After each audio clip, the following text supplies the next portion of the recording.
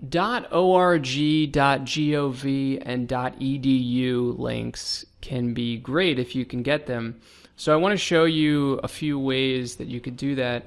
And the first thing you'd want to do is Google Href, H-R-E-F plugin, Chrome, if you use Chrome. And then click the top link, check my links.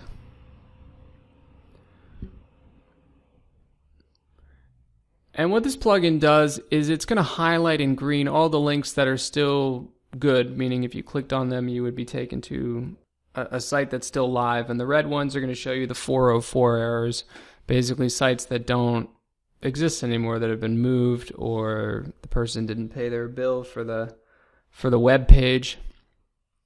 But just click Add Free at the top, and then you're going to see a new icon in the top of your browser. Now I want to take you through the process here. When you get to Google, do a search for helpful and then your keyword and then links. Then site::.org. The site::.org tells Google, I only want to see sites that end with .org. Now the words helpful or links can be changed around because sometimes websites use different words. They don't always use the word links. So links could be changed to websites or just sites, and the word helpful could be changed to favorite or useful. So I would try all of these possibilities when you're looking to find opportunities to put your website in there. And I'm going to show you how to go about getting your website into these recommended resources sections, which is basically what they are. So let's say you were in the science niche and you Google helpful science links.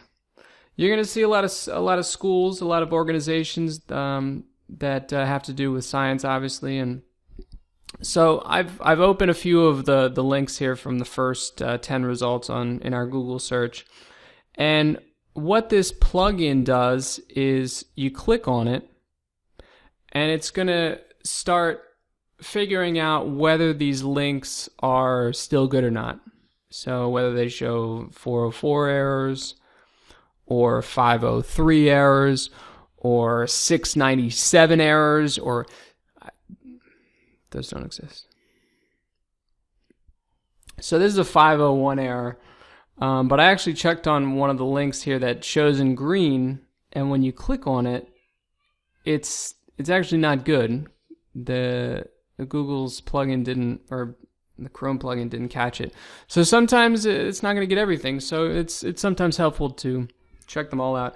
Once you do that, once you find a broken link and you have a page on your site that you'd like them to use as a replacement, right? Because you're trying to get backlinks.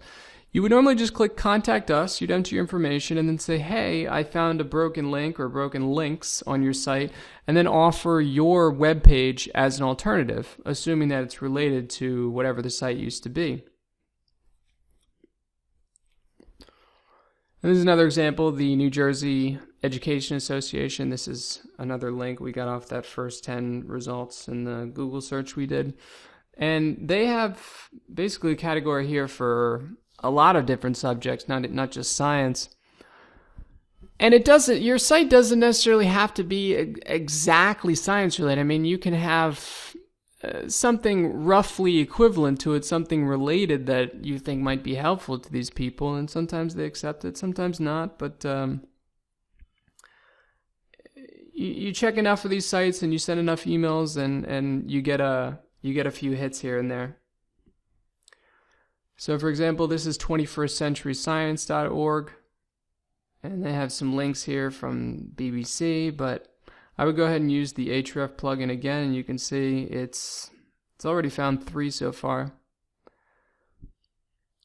And these are 404s, and you just check out what the website used to look like, and you can do that. I show you that in another section of the course, but it's archive.org, sometimes called the Wayback Machine. You can Google Wayback Machine, you'll see it. And you just put in the old link that doesn't work anymore, and it tells you, it basically gives you a screenshot of what that website used to look like, so you can see whether or not the material on there was related to your site. But don't worry, I showed that to you in another section. And then this is the same thing for .edu instead of .org. I'm not going to bore you with the .gov example, but it's pretty much the same process. You can use the word useful, helpful, favorite, links, sites, websites, and then your keyword in the middle. So I've opened a couple of these possibilities, a couple of the results we got from the Google search. This is Moravian College. You can see they got a ton of links here.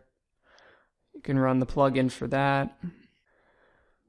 And then you'll see here, underneath all these links, it says report broken link. If you ran that plugin, and they have a very specific section, a very specific way of telling them to replace that.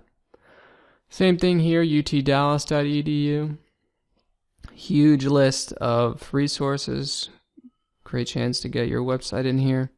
And that's pretty much how you get edu, gov, or org links, assuming the organizations or universities don't link out to you by themselves. But I don't want you to think that this is just for those types of websites. I mean, you can use this broken link checker for any site. So if you're reading another blog within your niche or an article, and you find that somebody's webpage has broken link, a couple broken links, and you think that your article, your post might be relevant, run the broken link checker, reach out to them with an email, have the template for you on the checklist, and go about getting broken links like that.